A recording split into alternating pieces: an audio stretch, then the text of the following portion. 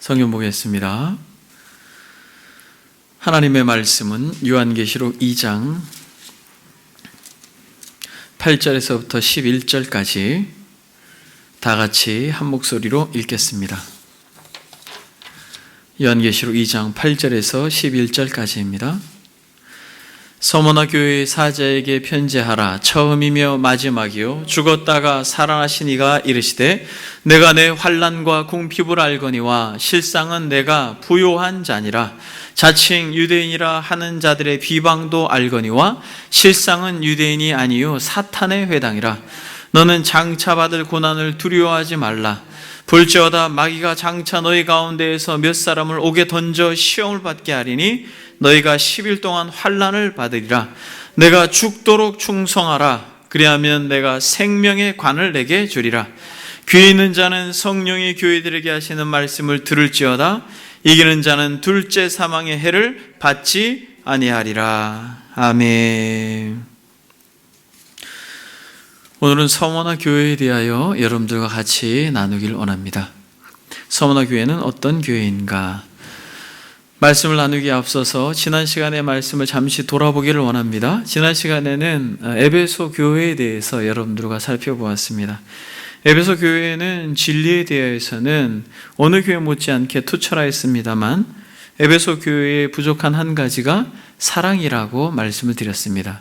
그래서 주님께서 처음 사랑을 회복하라 라고 말씀하였습니다. 그러므로 진리와 사랑, 의로움과 은혜는 같이 가야 되는 것입니다. 균형을 잘 잡아야 되는 것이죠. 그러므로 처음 사랑을 회복하길 원하시는 주님의 말씀처럼 저와 여러분들에게 이 균형 잡힌 신앙생활을 할 수 있는 은혜가 있기를 바랍니다. 말씀도 소중하고 하나님과 이웃을 사랑하는 것도 소중하다라고 하는 것을 우리가 마음속에 간직해야 할 것입니다. 여러분, 오늘은 서머나 교회에 대하여 여러분 이 시간 잠시 말씀을 나누길 원합니다. 여러분, 서머나 교회 하면 여러분 무엇이 떠오릅니까? 서머나 교회 하면 칭찬만 받은 교회다. 그래서 한국의 서머나 교회라고 하는 이름으로 그렇게 교회 공동체를 구성하고 있는 그런 공동체들이 있습니다. 근데 여러분, 이 서머나 교회의 이 내용을 읽어보면 아주 강력한 말씀이 참 눈에 확 들어오죠. 10절에 보니까 뭐라고 말합니까? 내가 죽도록 충성하라. 그리하면 내가 생명의 관을 내게 주리라. 임직할 때 이 말씀을 좀 많이 인용하죠. 목사님들이. 죽도록 충성하라. 참 부담되는 말씀입니다. 충성을 하는데 어떻게까지 충성하라는 것이에요? 죽도록 충성하라. 여러분, 이것은 이 서머나 교회가 어떤 교회인지를 단적으로 드러내는 것입니다. 서머나 교회는 예수님 때문에 죽기까지 그 자리를 지켰던 공동체입니다. 그래서 8절에 보니까 서머나 교회에 나타나신 주님의 모습이 어떤 모습입니까? 처음이며 마지막이요 죽었다가 살아나신 이가 이르시되, 죽었다가 살아나신 이라고 말합니다. 이것은 죽음이 끝이 아니고 다시 생명을 얻을 수 있다라고 하는 암시입니다. 이 가르침은 복음서에서도 일찍이 주님께서 말씀하셨습니다. 마태복음 10장에 보게 되면 자기 목숨을 얻는 자는 잃을 것이요 나를 위하여 자기 목숨을 잃는 자는 얻으리라. 이것이 우리 주님께서 끊임없이 그가 공생애를 사시면서 제자들이 가르쳤던 진리입니다. 이런 역설적인 가르침이 기독교가 가르치는 진리의 핵심이에요. 낮아지려는 자가 높아지고 높아지려고 하는 자가 낮아지는 것입니다. 누구든지 제 목숨을 구원하고자 하면 잃을 것이요 누군지 나를 위하여 제 목숨을 잃으면 찾으리라 라고 말씀합니다. 이러한 주님의 가르침에 순종하였던 대표적인 교회가 어느 교회다? 서머나 교회다 라고 하는 것입니다. 그럼 여러분, 이 서머나 교회의 배경이 어떠했을까요? 서머나 교회는 지리적인 위치에서 에베소에서 정북방향으로 64km 떨어진 지점에 있는 항구 도시입니다. 에베소도 항구 도시이고 서머나도 항구 도시입니다. 고대 사회에 가장 아름다웠던 항구 도시다라고 말합니다. 그래서 어떤 사람은 이렇게 설명합니다.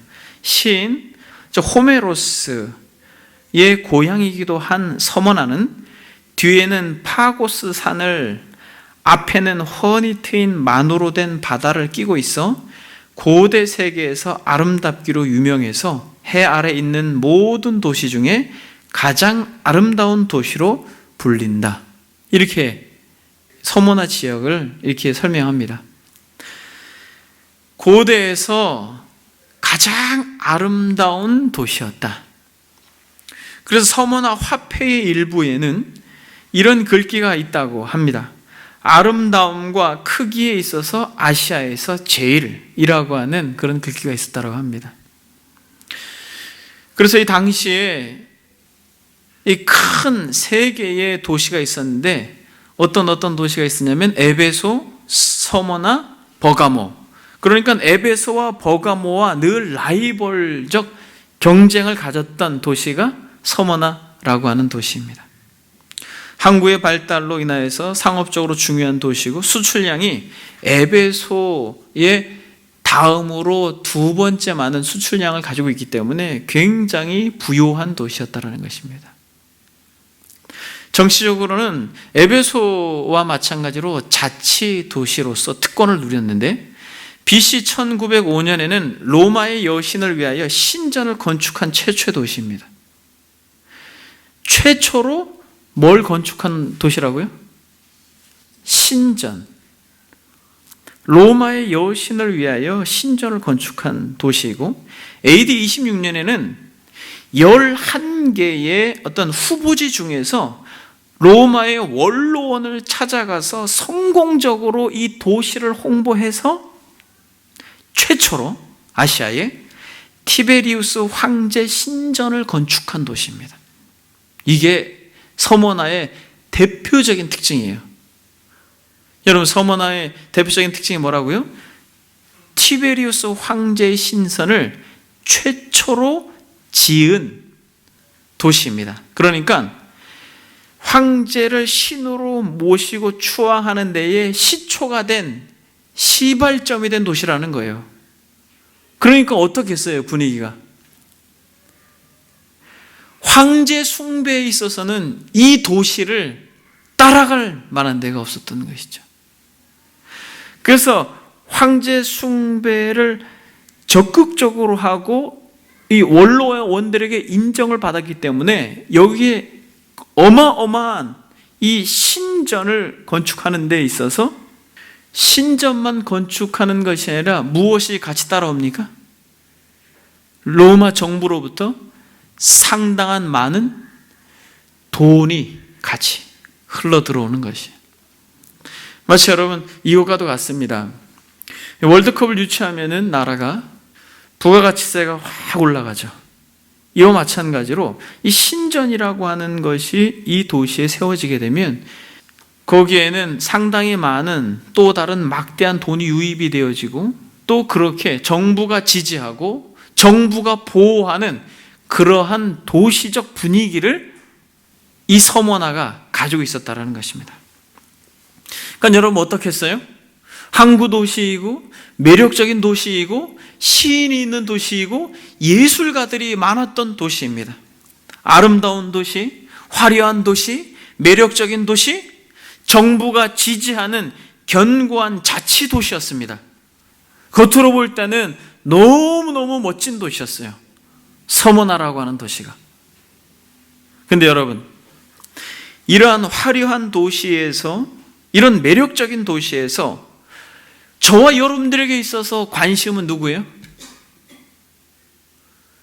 이런 매력적인 도시에서 변방에 있는 그리스도인들이라는 것이에요.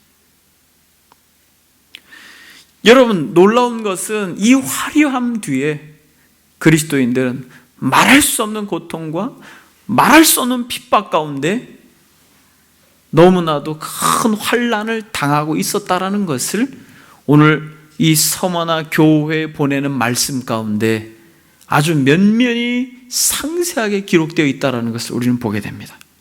여러분 9절 10절을 한번 보겠습니다. 같이 한번 읽어보겠습니다. 시작. 내가 내 환난과 궁핍을 알거니와 실상은 내가 부요한 자니라. 자칭 유대인을 하는 자들의 비방도 알거니와 실상은 유대인이 아니요 사탄의 회당이라. 너는 장차 받을 고난을 두려워하지 말라. 볼지어다 마귀가 장차 너희 가운데에서 몇 사람을 옥에 던져 시험받게 하리니 너희가 10일 동안 환난을 받으리라. 내가 죽도록 충성하라. 그리하면 내가 생명을 내게 주리라. 여러분 분위기가 어때요, 여러분? 내가 내 환난과 궁핍을 알거니와, 그리고 유대인들이라고 하는 자들이 비방하는 것도 내가 아는데 그들은 유대인이 아니라 사단이다, 이렇게까지 이야기합니다. 사탄의 무리가 있어서 그토록 치열할 정도로 핍박하고 괴롭혔던 그 화려함 뒤에, 그 부유함 뒤에, 그 웅장함 뒤에 그리스도인들은 그렇게 말할 수 없이 핍박받고 고통받았던 도시가 서머나라는 거예요. 그래서 여러분 서머나라고 하는 이 단어의 뜻이 뭔지 아십니까? 모략입니다. 모략. 다르게 말하면 쓰다라고 하는 뜻이에요. 여러분 모략이 누구에게 주어졌습니까? 주님께서 이 땅에 육신을 입고 오셨을 때 동방박사들이 가지고 온 예물 중에 하나입니다. 그 예물이 상징하고 있는 것은 그리스도의 고난이에요. 그리스도의 죽음입니다. 사랑하는 여러분,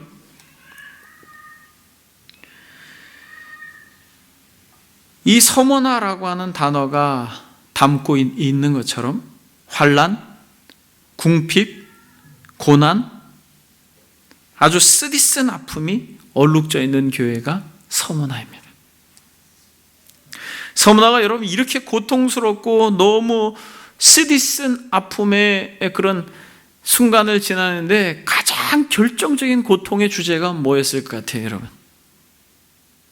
서머나에게 있어서 가장 결정적인 그 고통의 주제, 여러분 그것은 오늘 말하고 있는 것처럼 환난과 궁핍을 내가 안다라는 것이, 여기서 궁핍입니다. 궁핍은 뭘 말하는 것이에요? 가난을 말하는 것입니다. 그러니까 서머나에게 있어서 정말 견디기 힘든 것은 궁핍이었어요. 아주 극도의 가난이었습니다. 당시 서머나 도시는 행정적으로 그리스도인들이 활동할 수 없도록 완전히 제도적 제약을 해버렸어요. 완전히 경제 활동을 마비시켜 버렸습니다. 그냥 돈이 어느 정도 조금 부족한 정도가 아니었어요. 당시에 이 상인 조합회라는 것이 있었습니다. 근데 이 조합에 들어가야지만 도시에서 매매하고 장사하고 그렇게 기본적인 생활을 할 수 있었어요. 근데 여러분 이 상인, 마치 길드와 같은 이 상인 조합에 들어가려면 조건이 있었습니다. 어떤 조건이었어요? 이걸 하지 않으면 이 조합에 들어갈 수가 없었어요. 뭘 하지 않으면? 황제 숭배를 안 하면 이 상인회에 들어갈 수가 없었습니다. 그래서 기본적으로 어떠한 것도 할 수가 없었어요. 마치 현금이라고 하는 것을 싹 거두어 드리고 정부에서 카드를 발급한다면 카드를 발급받을 수 없는 상태로 그렇게 마비시켜 버렸습니다. 세금을 굉장히 많이 부과한다든지 매매를 못하게 한다든지 아니면 강제적으로 이 소유들을 빼앗아간다든지 이런 일들을 정부가 노골적으로 했습니다. 이 상인회에 들지 않으면. 그래서 조합에 들었을 때의 이 자격들, 회원들에게 자격들, 감면 혜택, 그리고 도시가 제공하는 모든 유익들, 정부가 제공하는 모든 유익들을 어떠한 것도 누리지 못하게 했습니다. 그러니까 물리적으로 못하게 하는 것을 넘어서서 도시 시스템적으로 하지 못하겠다라는 것입니다. 그래서 황제 숭배를 거절하는 것은 목숨을 건 매일매일의 이 고난의 시간, 고통의 순간들을 보내야 했던 것이 바로 이 서머나라고 하는 지역의 그리스도인들이었습니다.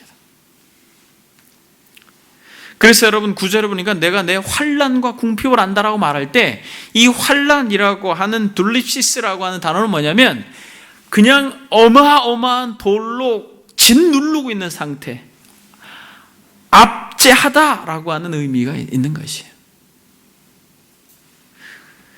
제도적으로 정부가, 도시가 그렇게 그리스도인들을 짓누르고 있는 상태가 환난이라는 것입니다.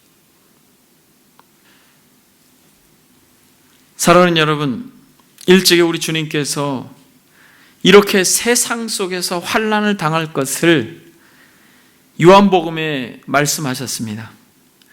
16장에 보면 이것을 너희에게 이르노니 너희로 내 안에 평안을 누리게 하려 함이라.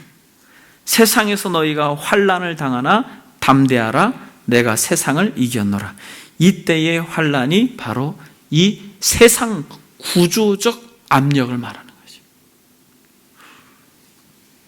여러분 지금도 마찬가지입니다. 여러분들이 조금만 정직하게 사업을 하려고 하고 세상 속에서 한번 여러분들이 살려고 해보십시오. 세상은 조직적으로 그리스도인들을 힘들게 합니다. 현대인들도 그것을 간헐적으로 느끼지만 이 당시에는 이것이 어마어마한 압박으로 다가왔다는 것이에요.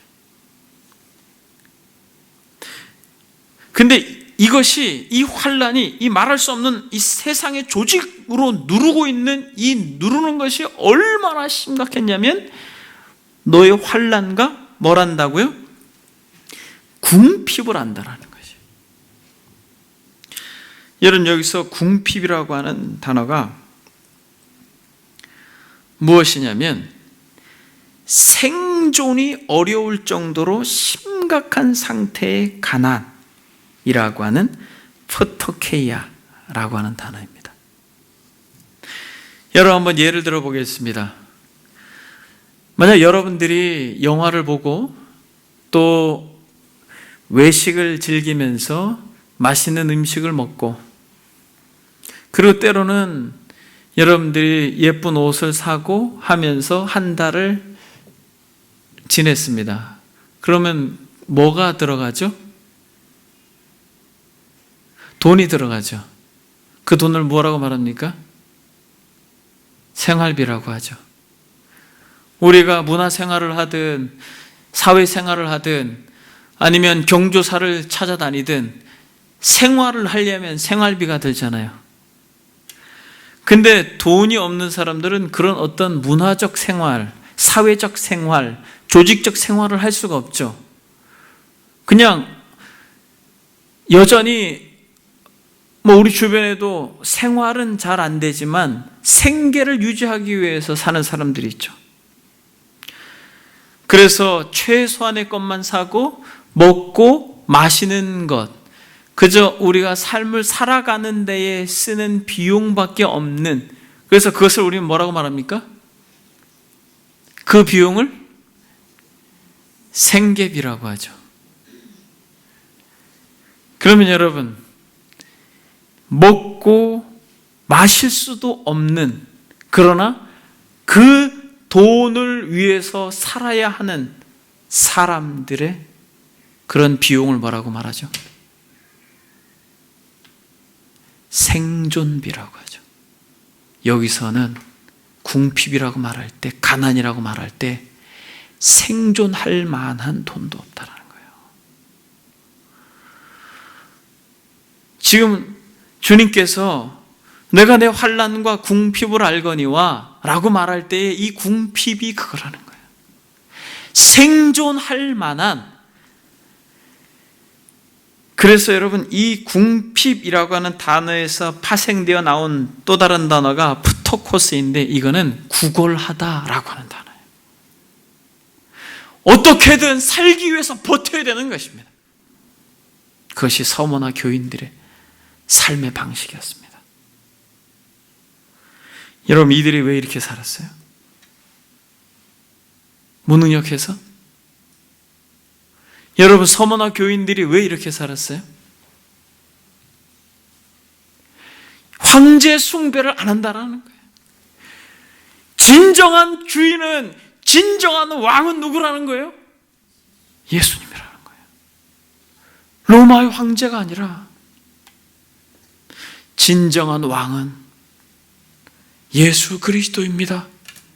황제에게 숭배만 하면 정부가 제공하는 것, 조합이 제공하는 것, 그런 혜택을 누리고 맛볼 수 있지만은 자식이 굶어가는 것을 보고 있으면서도 예수님 때문에 황제 앞에, 거짓 신 앞에 무릎을 꿇지 않았던 성도들이 서머나 교회. 저는 여러분 말씀을 준비하면서 참 설교는 하고 있지만 이 칭찬을 받는다는 게, 여러분 생각해 보십시오. 내가 내 환난과 궁핍을 알거니와 실상은 내가 부요한 자라. 먹을 게 없어서 굶어가는 자식을 보고 눈물을 흘리고 있는 이 교인을 향하여서 주님이 내 환난과 궁핍을 알거니와 실상은 내가 부요하다라고 하는 이 음성이 과연 위로가 될까? 근데 여러분, 이 서머나 교회가 이렇게 정말 주님의 칭찬만 받은 교회라는 거예요. 주님의 칭찬만 받은 교회라는 것이에요, 여러분.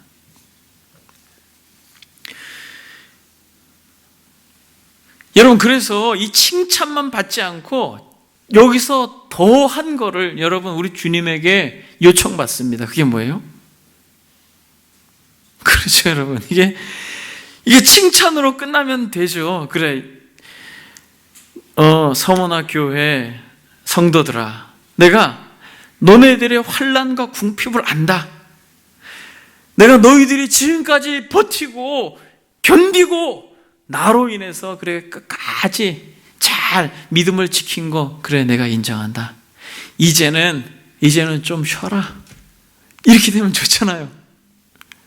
전쟁을 열심히 하고 와서 만신창이가 된 특공대, 어떤 특전사들이 왔어요, 부대에. 근데 사령관이 내가 너희들이 얼마나 힘들게 전투하고 적과 싸워서 이렇게 힘들고 체력이 소진하고 가난한 상태가 됐는지, 궁핍한 상태가 됐는지 내가 안다. 그러나 너희들은 부요한 자다. 이제 쉬어라, 이렇게 말하면 되는데, 그런데 너희들밖에 믿을 게 없다. 다시 가라. 다시 고지로 가서 다시 총을 들고 다시 한번 하나님과 그의 나라를 위하여 싸우라라고 말하는 거예요, 여러분. 칭찬만 한 게 아니라 이 분위기를 알아야 되는 것입니다. 정말 너무 지치고 궁핍하여서 기진한 상태에 총을 들 힘조차 없이 그렇게 적진에서 돌아와 이 사령관한테 칭찬을 받았습니다. 내가 안다라고 말하고 칭찬을 받았어요. 그런데 멈추지 말고 뭐라고 말합니까? 다시 가라는 거예요. 요청받는 것입니다. 그래서 여러분, 놀라운 것은 신앙생활은 충성된 자들이 충성된 것이에요. 여러분, 놀랍지 않습니까? 하나님께서 일을 맡기는 사람에게 더 맡기는 것이에요. 달란트의 비유처럼. 서머나 교회가 그런 교회예요. 아무리 둘러봐도 너밖에 없는 거야. 다시 나를 위해서 그 고지로 달려갈 수 있겠니? 라고 말씀하시는 것입니다. 이렇게 인정하고 이렇게 칭찬한 교회가 서머나 교회입니다. 저와 여러분들이 서머나 교회와 같이 주께 칭찬받는 성도들이 되기를 바랍니다. 여러분, 어떻게 이렇게 칭찬을 받을 수 있었을까? 저는 세 가지만 여러분들하고 한번 생각해 보겠습니다. 여러분, 어떻게 이렇게 칭찬을 받을 수 있었을까요? 이렇게 화려한 도시 가운데, 그러나 그 변방에서 마치 큰 돌에 찢긴 깡통처럼 찌그러져서 고통하지만은, 그러나 하나님의 눈에서는 세상의 가치로는 정말 별 볼 일 없지만 하나님의 그 시각에서는 그 영광스러움을 드러낼 수 있었을까요? 어떻게? 첫 번째는 주님이 아신다라는 것이에요. 여러분, 이게 너무 중요합니다. 9절에 내가 내 환난과 내 궁핍을 알거니와 실상은 내가 부요한 자니라. 여러분, 내가 내 환난과 궁핍을 안다 이렇게 말합니다. 그리고 또 보십시오. 자칭 유대인이라 하는 자들의 비방도 알거니와 실상은 유대인이 아니요 사탄의 회당이라. 여러분, 우리 주님께서 두 번이나 말씀합니다. 안다라는 것이에요. 여러분, 저와 여러분들이 서머나 이 성도들처럼 그리스도께 칭찬받을 수 있는 어떤 그러한 방법은 뭐냐면, 하나님께서, 그리스도께서 아신다라고 하는 것을 여러분, 우리가 정말 알아야 되는 것이에요. 누구를 안다라는 것이에요? 여러분들을 안다라는 것입니다. 여러분들의 어떤 환난과 궁핍의 상태를 안다라는 것이에요. 그리고 유대인들로 인해서 비방받는 그 사실을 안다라는 것입니다. 서머나 교회를 향하여서 고난받고 있는 이 상황을 정확하게 우리 주님께서 안다라는 것이에요. 너희들이 현실적으로 얼마나 어렵고, 현실적으로 얼마나 궁핍하고, 현실적으로 얼마나 괴로운지, 상황적으로 얼마나 힘든지 누가 안다라는 것이에요? 우리 주님께서 아신다라는 것이에요. 유대인의 비방을 안다라는 것은 뭐냐면, AD 70년에 예루살렘 멸망 후에 많은 유대인들이 서머나로 이주했습니다. 그런데 이 유대인들이 당시에 굉장히 돈을 많이 가졌고 상권을 많이 장악했어요. 그래서 이들이 관리인들에게 상당히 많은 돈을 주어서 매수함으로 말미암아 황제 숭배를 하지 않고 당신들의 유일신을 섬기면서 그렇게 스스로 당신들은 하나님의 백성이라고 자부하지만은 어떻게든 그리스도인 그들을 로마 정부와 서머나 정부에 알려가지고 핍박받게 하는데 이 주동자 역할을 했던 사람들이 누구예요? 유대인들이었습니다. 당시에. 마치 신사참배 당시에 일제의 앞제비로 그렇게 한국 사람들이 그렇게 고발했던 것처럼 유대인들이 그렇게 아주 못된 짓을 했어요. 그래서 결국 하나님은 그들을 향하여 뭐라고 말합니까? 사단이다 이렇게 말합니다. 사단의 회다 이렇게 말합니다. 하나님을 믿는다고 하고 자칭 하나님의 백성이라고 하고 당신네들은 하나님의 택한 선민이라고 하는 그들이 진정 하나님의 백성들을 핍박하고 괴롭히는데, 여러분, 이것이 현대 교회에도 적용이 돼야 안 돼요. 여러분, 교회 생활을 하고 신앙생활을 하는데 진짜 힘들게 하는 사람이 어디 있어요? 어디 있습니까, 여러분? 교회 안에 있죠.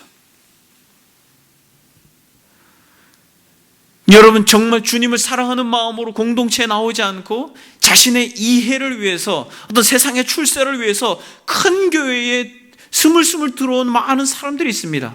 여러분, 그런 사람들은 작은 교회로 오지 않아요. 꼭 문제를 그들이 일으키는 것입니다. 그들이 자칭 하나님의 백성이라고 말하면서 하나님의 백성들을 괴롭히는 그 비방의 소리, 그 더러운 소리, 악한 말들, 거짓된 말들을 함으로써 그렇게 성도들을 괴롭히고 고통을 줍니다.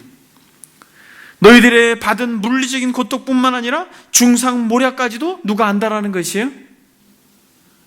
우리 주님께서 아신다라는 것입니다. 주님께서 아신다라는 거예요. 이 말할 수 없는 궁핍과 비방과 신앙생활을 하면서 가지는 고통, 여러분들이 물리적으로 느끼는 환경적 아픔, 이런 모든 것을 누가 아신다라는 거예요? 주님이 아신다라는 것이에요. 여러분, 여기서 궁핍이라고 하는 단어가 누가복음에 정확하게 이 단어를 사용하고 있습니다.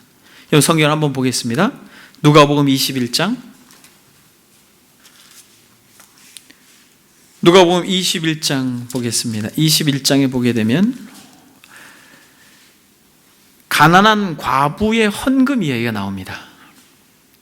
여러분 1절, 2절, 3절, 4절만 같이 한번 읽어보겠습니다. 예수께서 눈을 들어 부자들이 헌금함에 헌금 넣는 것을 보시고 또 어떤 가난한 과부가 2렙돈 넣는 것을 보시고 이르시되 내가 참으로 너희에게 말하노니 이 가난한 과부가 다른 모든 사람보다 많이 넣었도다. 저들은 그 풍족한 중에서 헌금을 넣었거니와 이 과부는 그 가난한 중에서 자기가 가지고 있는 생활비 전부를 넣었느니라. 여러분, 여기서 가난이라고 하는 단어, 이 궁핍이라는 단어가 몇 번 나옵니까? 2절에 보니까 어떤 가난한 과부가 2렙돈 넣는 것을 보시고 라고 말하고 있죠. 그리고 3절에 보니까 이르되 내가 참으로 너에게 말하노니 이 가난한 과부가 다른 모든 사람들보다 많이 넣었도다 라고 말하죠. 그리고 4절에 보니까 저희는 그 풍족한 중에 헌금을 넣었거니와 이 과부는 그 가난한 중에서 자기가 가지고 있는 생활비 전부를 넣었다라고 말하죠. 여러분, 놀라운 사실은 이 한글 성경에서 말하고 있는 첫 번째 가난, 두 번째 가난, 세 번째 가난이 다 다른 단어라는 걸 아세요?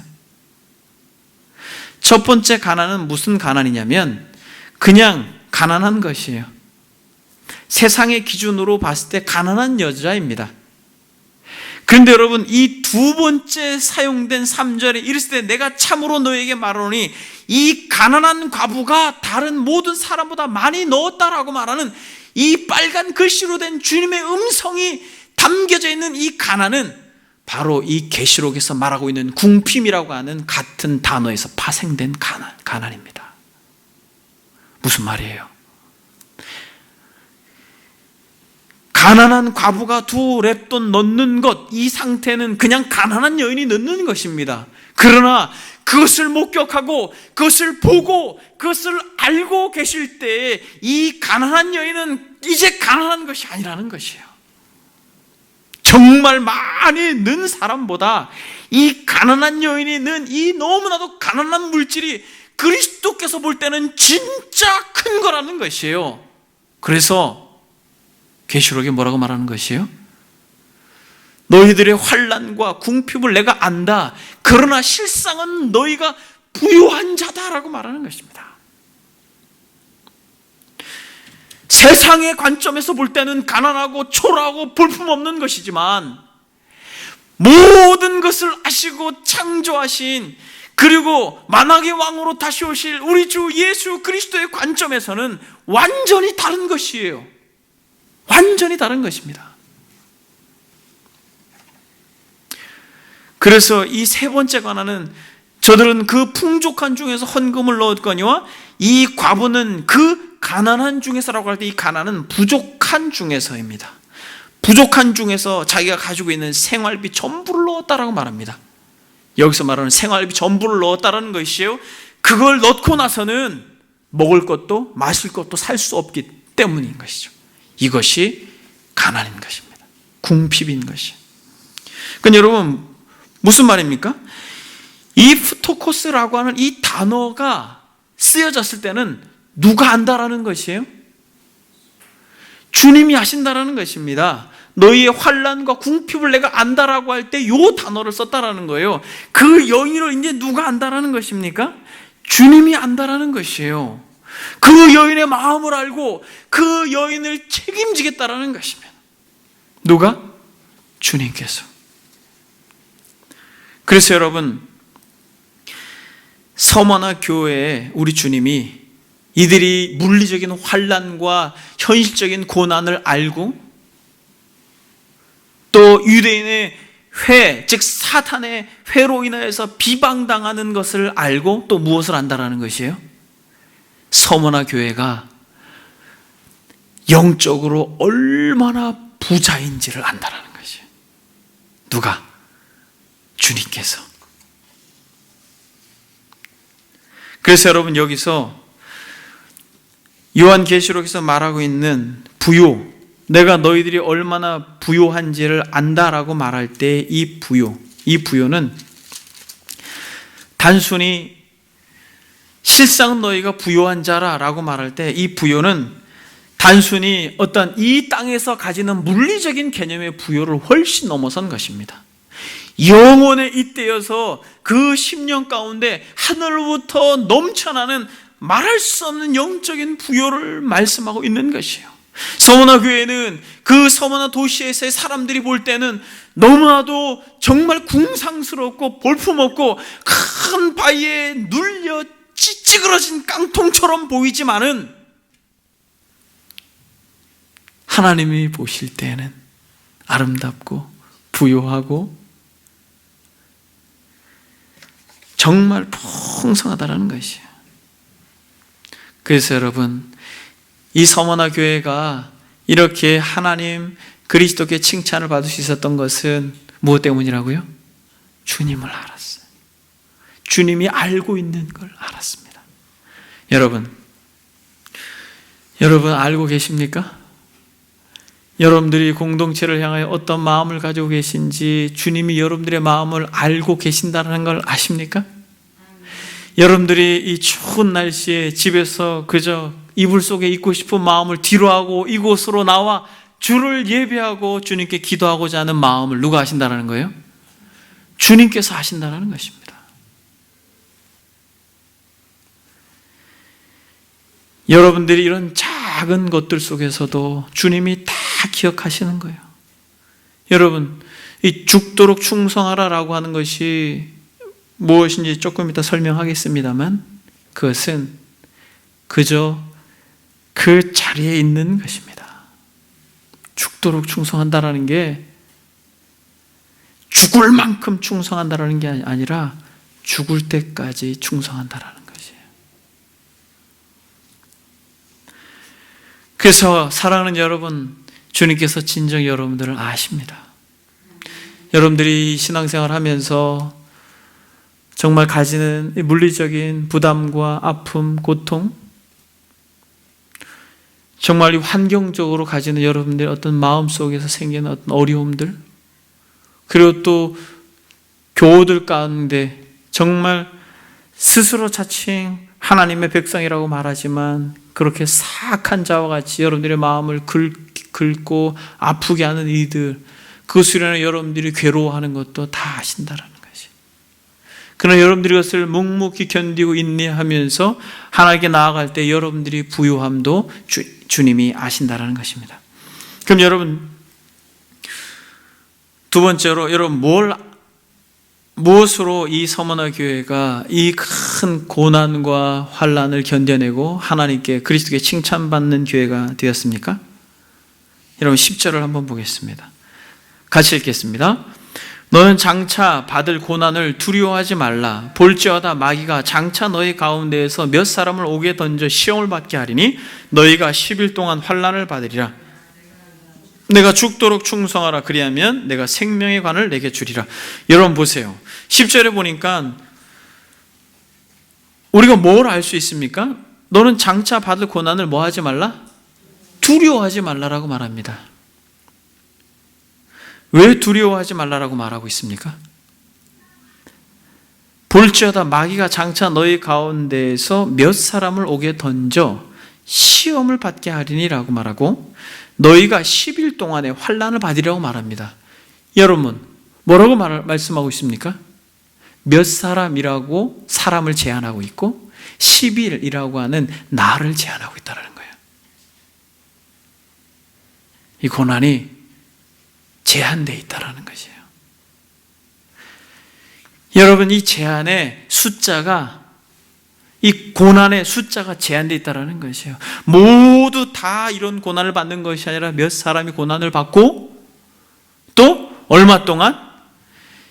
하루, 이틀, 그리고 10일, 11일, 20일, 30일, 40일 이렇게 멈추지 않고 지속되어지는 것이 아니라 내가 처음이요 내가 마지막이라고 말씀하셨던 것처럼 환난도 궁핍도 고난도 마지막이 있다는 것을 약속하고 있는 것입니다. 이 서머나 교인들이 자신들의 믿음을 지킬 수 있었던 것은 이것이에요. 히브리인들에게 10이라고 하는 수는 만수입니다. 10가지 밖에는 더 이상 나가지 않는 것이에요. 무한한 고통이 아니라 끝이 있는 고통이라는 것입니다.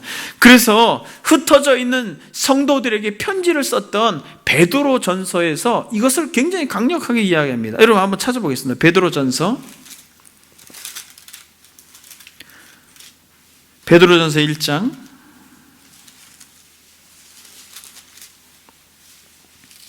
6절을 한번 보겠습니다. 같이 읽겠습니다. 그러므로 너희가 이제 여러 가지 시험으로 말미암아 잠깐 근심하게 되지 않을 수 없으나 오히려 크게 기뻐하는도다. 아멘. 뭐라고 말합니까? 잠깐 근심한다라는 거예요. 여러분, 잠깐. 갑바도기아, 아시아, 비두니아에 흩어져 있는 나그네들, 예수님 때문에 핍박받아서 도무지 자신들의 삶의 현장에 머무를 수 없어서 도망간 이들에게 베드로가 서신을 쓰면서 너희들이 고난받고 환난 가운데 있지만은 잠깐 동안 그렇게 근심할 것이다. 그러나 결국에는 크게 기뻐할 것이다. 이렇게 이야기합니다. 여러분 5장 10절을 한번 보십시오. 5장 10절. 모든 은혜의 하나님 곧 그리스도 안에서 너희를 부르사 자기의 영원한 영광에 들어가게 하신 이가 잠깐 고난을 당한 너희를 친히 온전하게 하시며 굳건하게 하시며 강하게 하시며 털을 견고하게 하시리라. 아멘. 여러분 여기서도 말합니다. 모든 은혜의 하나님 곧 그리스도 안에서 너희를 부르사 자기의 영원한 영광에 들어가게 하신 이가 우리 주 예수 그리스도께서 잠깐 고난을 당한 너희를 친히 온전하게 하실 것입니다. 굳건하게 하실 것입니다. 강하게 하실 것입니다. 털을 정말 견고하게 하게 하실 것입니다. 라고 약속하고 있습니다. 잠깐 지나갈 거라는 것이에요. 여러분 밤이 너무 길어 새벽이 오지 않을 것 같다라고 하는 순간을 여러분 경험해 보신 적이 있으세요? 어떠한 근심이나 어떠한 걱정, 말할 수 없는 어떤 갈등으로 인해서 잠이 오지 않아서 그렇게 뜬 눈으로 밤을 지새는데 이 밤이 너무 길어서 이 새벽이 오지 않을 것 같다라고 하는 생각을 해본 적이 있어요? 저는 몇 번 있는데 여러분 그래도 여지없이 태양은 뜨고 어두움은 물러가게 되는 것이에요. 여러분 고린도전서 10장 13절을 한번 보겠습니다. 고린도전서 10장 13절.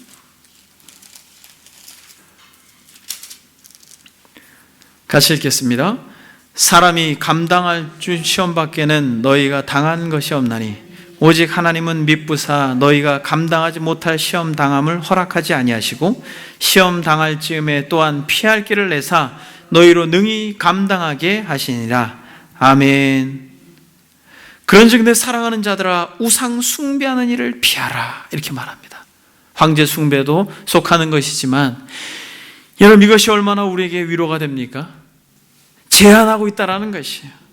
고난도 또 고통받는 사람의 수도 날수도 다 제한하고 있다는 것입니다. 사람이 감당할 시험 밖에는 너희가 당할 것이 없나니 오직 하나님은 정말 믿을만 하셔서 너희가 감당하지 못할 시험 당함을 허락하지 아니하신다라고 말합니다.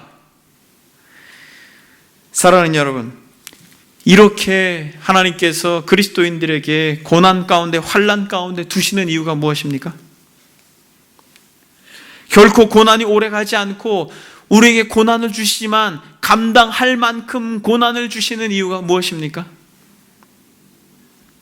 그것은 여러분 이 서머나 교인들이 그렇게 믿음을 지켜낼 수 있었던 세 번째 이유가 바로 여기 있습니다. 무엇입니까? 주일날 제가 말씀을 드렸던 것처럼 무엇이 약속되어 있기 때문에 그래요? 상이 약속되어 있기 때문에 그렇습니다. 그래서 여러분 뭐라고 말합니까? 성경에 보니까 내가 죽도록 충성하라 그리하면 내가 생명의 면류관을 주리라. 귀 있는 자는 성령이 교회들에게 하시는 말씀을 들을지어다. 이기는 자는 둘째 사망의 해를 받지 아니하리라. 여러분 세 번째 이들이 이러한 고난과 고통의 순간을 믿음으로 견뎌낼 수 있었던 이유 중에 또 다른 이유는 뭐예요? 무엇이? 상이 준비되어 있다는 것이에요. 이것에는 제가 지난번 주일날 여러분들에게 강력하게 말씀을 드린 바가 있습니다만 오늘 본문에서는 이 상을 소극적인 상과 적극적인 상 두 가지로 이야기하고 있습니다. 여러분, 소극적인 상이 무엇입니까? 소극적인 상, 그것은 이기는 자들에게 둘째 사망의 해를 받지 않게 한다는 것이에요. 둘째 사망이 무엇입니까? 지옥이에요. 영원한 형벌, 영원한 멸망 가운데 들어가지 않겠다는 것입니다. 여러분, 이것이 저와 여러분들 끝까지 믿음을 지키는 자들에게 주시는 하나님의 은혜요 상입니다. 여러분, 믿음을 떠난 인생들, 또 여전히 주님을 부인하고 주님을 믿지 않는 인생들은 영원한 멸망, 영원한 형벌 가운데 처하게 될 것입니다. 그들은 둘째 사망에 처하게 될 것이에요.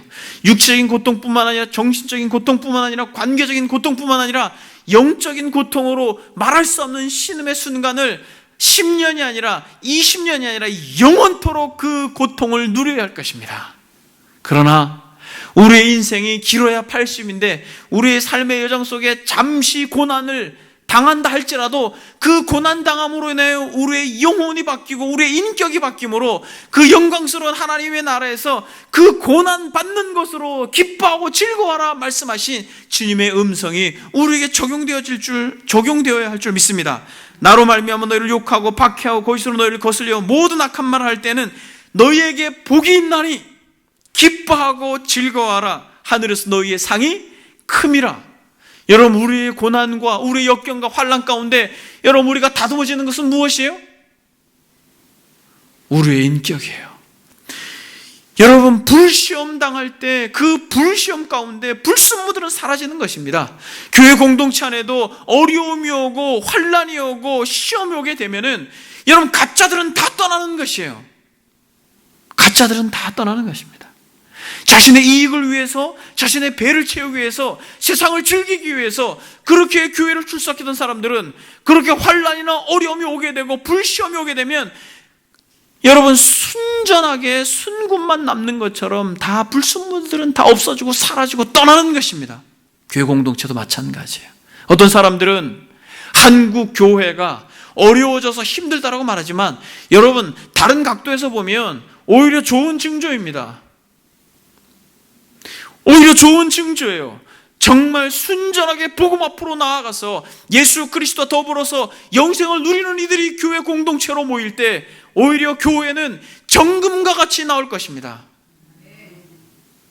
나의 가는 길을 오직 주님께서 아시나니 나를 단련하신 후에 내가 정금같이 나올 것이다 라고 말했던 욥처럼 사랑하는 여러분, 진정한 그리스도인들은 환난과 역경, 어려움, 고난 가운데 그렇게 모든 것들을 감내하고 견뎌내고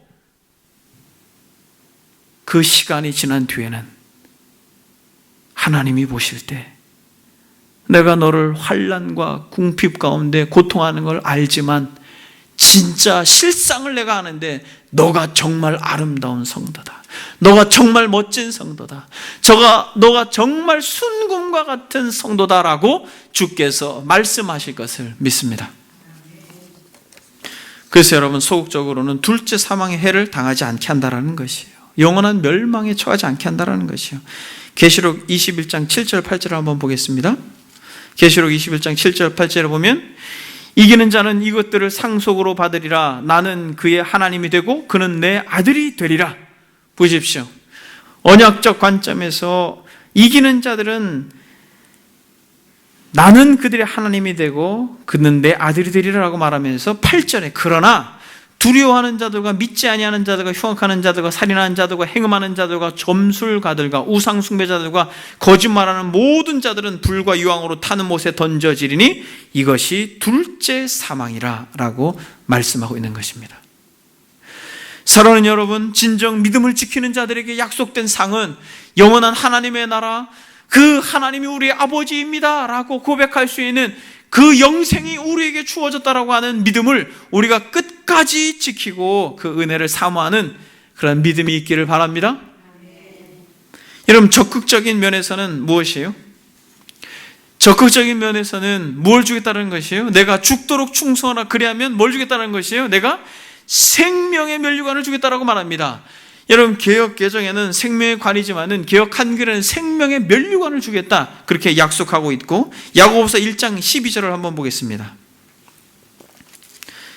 야고보서 1장 12절에 보게 되면, 시험을 참는 자는 복이 있나니 이는 시련을 견디어낸 자가 주께서 자기를 사랑하는 자들에게 약속하신 생명의 면류관을 얻을 것이기 때문이다, 이렇게 말합니다. 사랑하는 여러분, 생명의 면류관을 얻는다는 것이에요. 여러분, 생명의 면류관이 무엇입니까? 이 면류관이라고 하는 것은 헬라어적 단어로 두 개의 의미가 있습니다. 하나는 월계관처럼 총독이나 정부 관료들, 또 황제들이 썼던 면류관이지만은, 여기서 말할 때 이 면류관이라고 하는 단어는 바로 경기를 했을 때 끝까지 달려가지고 마지막까지 그 꼬린 지점에 다다른 승자에게만 주는 면류관으로 스테파노스라고 하는 단어를 쓴 것입니다. 그래서 여러분, 여기서 생명의 면류관을 주리라, 생명의 관을 주리라 라고 계시록이 말하고 있는데, 계시록 한번 보겠습니다. 생명의 관을 주리라고 했는데, 그 다음에 바로 이어서 성경은 뭐라고 말하고 있습니까? 내가 죽도록 충성하라, 그리하면 내가 생명의 관을 주리라. 그러니까 이 생명의 관을 주리라 라고 말하는 것과 무엇과 지금 같이 연결되어서 가고 있어요? 죽도록 충성하라라고 하는 것과 생명의 면류관이라고 하는 이 영광스러운 상이 연결되어 있잖아요. 여기서 이 생명의 면류관, 즉 이 경기 중에 최후의 승리자가 받았던 이 관처럼 그 고난과 환난과 역경 가운데 주어진 그 신앙의 경주를 끝까지 하는 자에게 주는 상이다라는 것입니다. 그래서 여기서 죽도록 충성하라라고 말할 때, 여러분, 여기서 죽도록이라고 하는 것은 막 죽을 정도로 막 충성하라라고 하는 것이 아니에요. 이게 무슨 말이냐면, 죽도록이라고 하는 것은 죽음에 이르기까지, 또 다르게 표현하면 죽는 그 순간에라도 라는 것입니다. 여러분, 이 차이를 여러분들이 이해하시겠어요? 어떤 강도의 개념보다, 어떤 그 세기의 개념보다 막 죽을 때까지 막 충성하는 어떤 이런 강도, 그렇죠, 세고 약함의 차이라기보다 죽도록이라고 하는 것은 어떤 시간적 개념이라는 것이에요. 견디는 걸 말하는 것입니다. 그래서 여러분, 충성된 사람은 어떤 사람이에요? 충성된 사람은 어떤 사람이에요? 인내하는 사람이에요. 여러분, 다른 사람이 아니에요.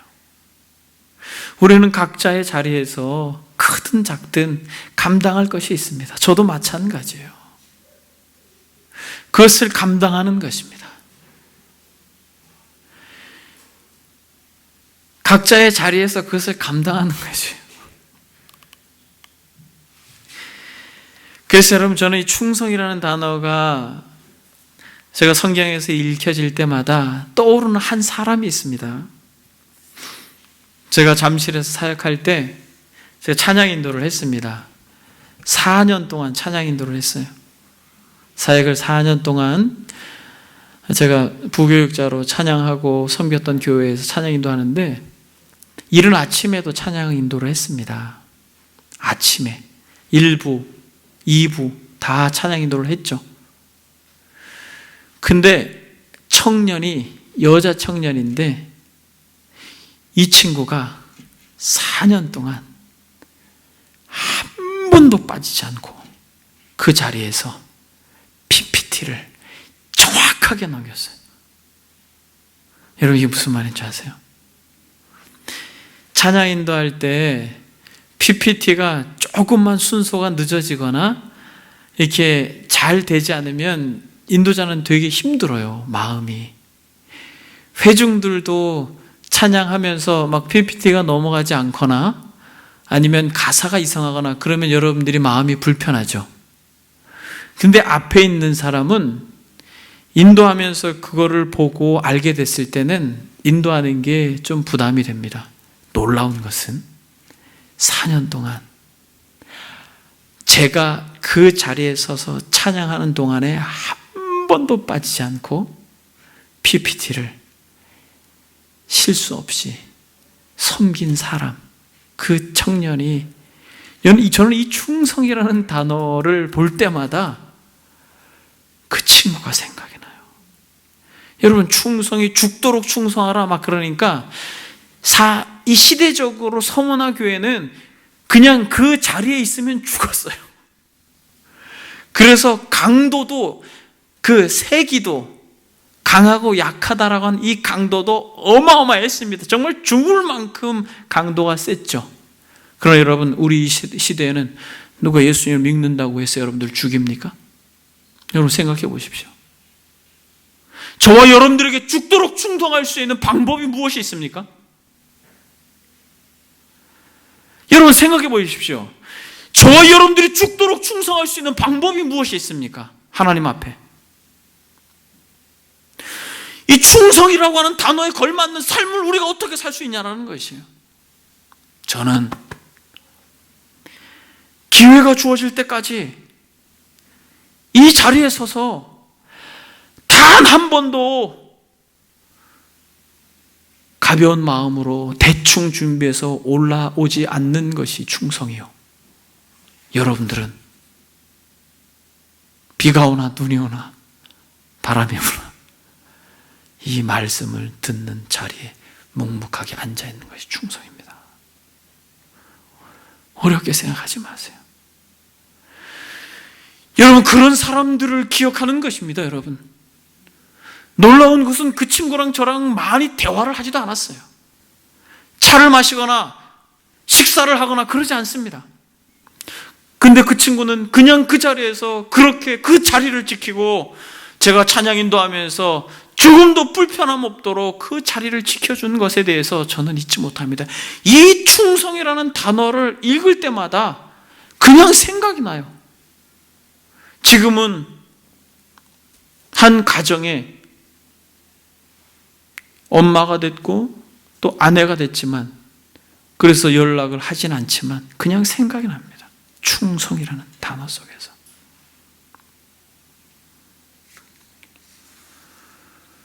저와 여러분들이 이러한 충성하는, 죽도록 충성하는 그리스도인들이 되길 바랍니다.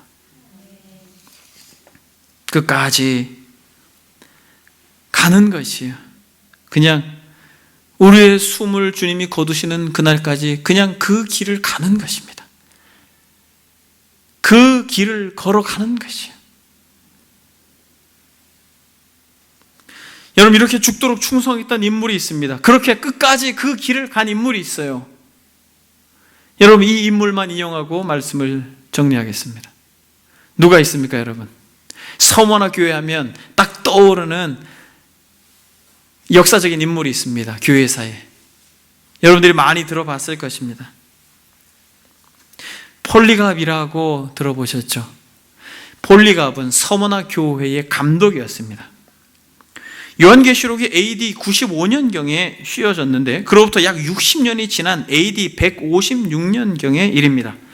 바로 이 서머나 교회의 감독이었던 폴리갑 목사님은 주님을 향한 신앙을 포기하지 않고 최후까지, 끝까지, 죽기까지 믿음을 지키도록 성도들을 격려하였습니다. 그러다가 체포되었는데, 서머나 총독은 굶주려 날뛰는 맹수들 앞에 선 86세 된 노인 목회자에게 이렇게 말합니다.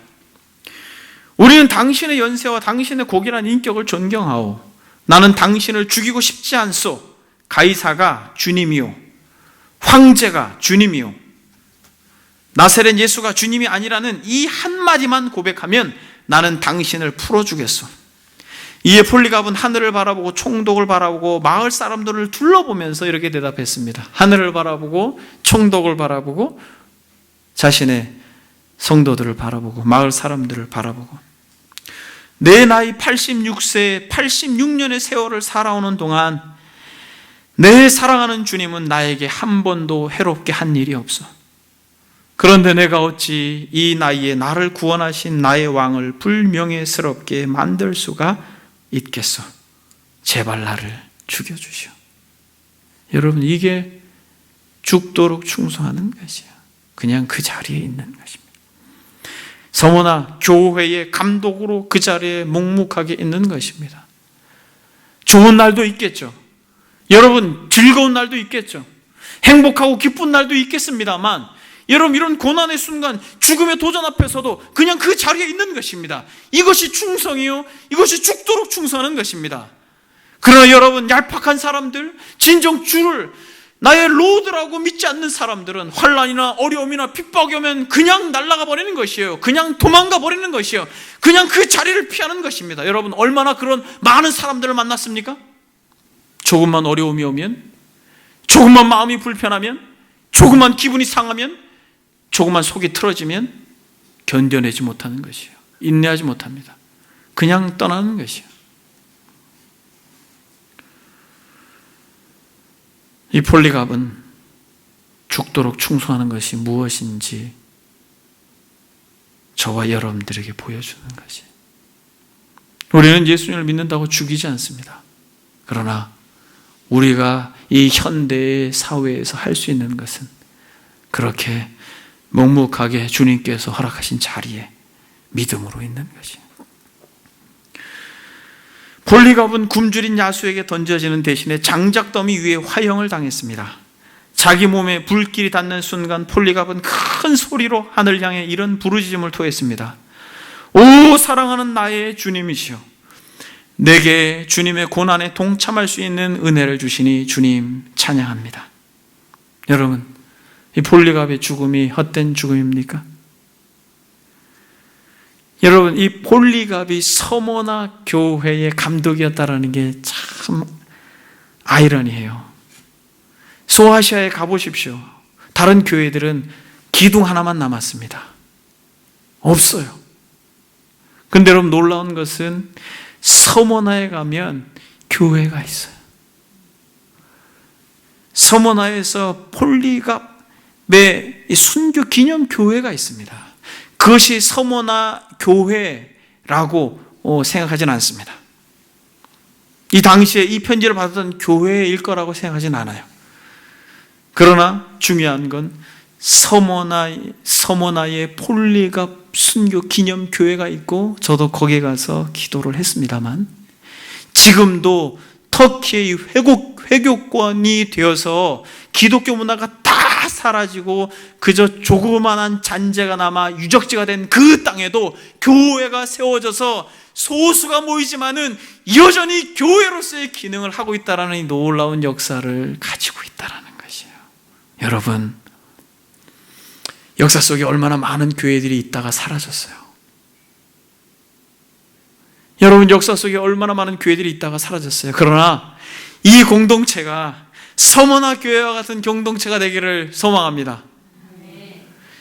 시간이 많이 지나도 100년이, 200년이 주님이 오실 그날까지 이 공동체에서 기도가 드려지고 찬양이 들려지고 말씀이 선포되어지는 그 은혜가 멈추지 않는 서머나 교회, 죽도록 충성하는 사람들 때문에 그게 있는 것이에요.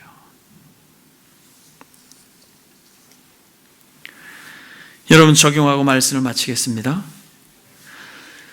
여러분, 주님이 다 알고 계셔요.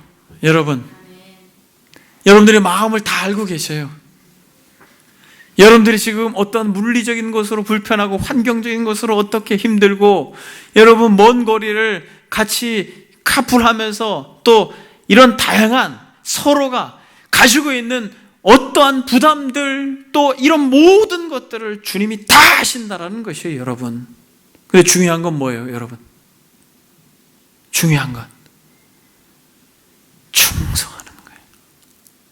아멘? 여러분, 충성하는 것이. 아신다는 거예요.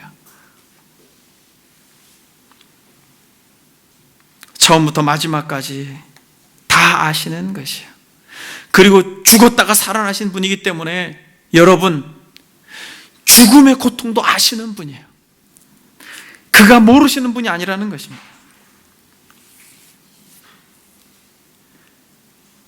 우리가 좋을 때만 그렇게 자리를 지키는 것이 아니라 어떠한 상황 가운데에서도 묵묵하게 충성된 자로 있을 때 주께서 여러분들에게 그렇게 말씀하실 것입니다. 착하고 충성된 종아, 너가 작은 일에 충성하였으니 나와 함께 영원한 하나님의 나라에서 그 은혜를 누리자. 주께서 여러분들에게 그렇게 말씀하실 것입니다. 말씀을 마치겠습니다. 주님의 음성을 기억합시다. 세상에서 너희가 환난을 당하나 담대하라. 내가 세상을 이기었노라. 그러면서 주님께서 그 바로 위의 절에 말씀하시기를 하나님이 나와 함께 하신다. 그러므로 내가 세상을 견디는 것처럼 너희들도 세상에서 환난을 당하나 담대하라. 하나님이 너희와 함께 할 것이다. 저와 여러분들이 끝까지 믿음을 지킴으로 서머나 교회가 하나님 앞에 칭찬을 받은 것처럼 우리가 이기는 자가 되어서 둘째 사망을 정복하고 영광스러운 생명의 면류관을 누리는 복된 은혜가 있기를 소망합니다. 기도하겠습니다. 여러분, 이 시간 기도할 때 정말 주님 충성하는 것이 무엇인지 우리에게 가르쳐 주십시오. 충성하는 것이 무엇인지 우리에게 잘 가르쳐 주십시오. 주님, 서머나 교회가 가졌던 그 환난과 궁핍이 우리에게는 잘 피부적으로 와닿지 않지만은 주님, 우리가 주님을 믿고 따르면서 가지는 여러 어려움들, 또 역경들, 또 그런 많은 한계들을 주님 앞에 다 고백합니다. 주님이 아시죠. 주님께서 아시죠. 이 시간에 우리가 들은 말씀 생각하면서 기도할 때 하나님께서 우리에게 은혜를 베풀어 주실 믿습니다. 들은 말씀 생각하면서 기도하겠습니다. 기도합니다.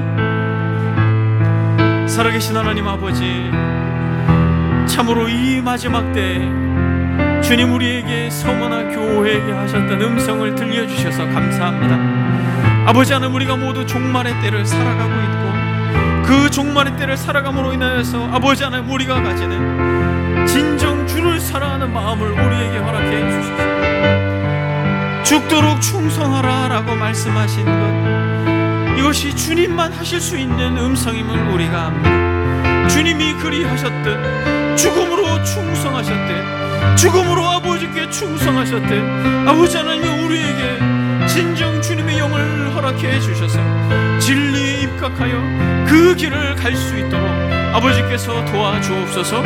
사랑하는 군속들 심령 속에 성령의 능력을 베풀어 주셔서 아버지 하나님이여, 정말 서머나 교회에서 아버지 이들이 가졌던 그 말할 수 없는 환난과 그 말할 수 없는 궁핍과 그 고난,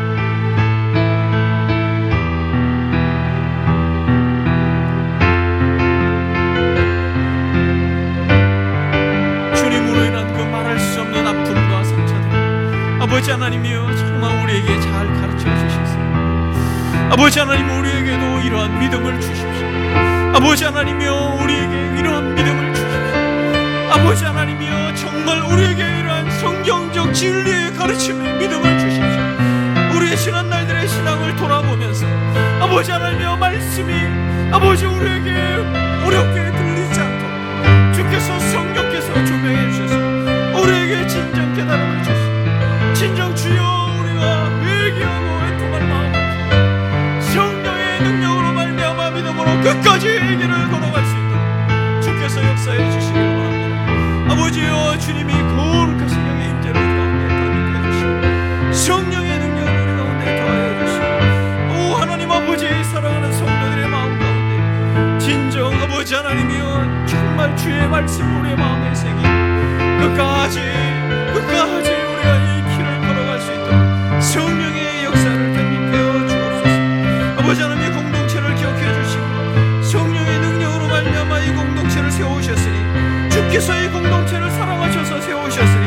아버지 하나님이여, 죽도록 충성하는 자들을 이곳저곳에서 군대와 같이 일으켜주셔서 10년이 지나고 20년이 지나고 30년이 지나고 리더십이 바뀌고 아버지 1세대들이 죽고 2세대들이 죽어도 아버지 하나님의 사랑생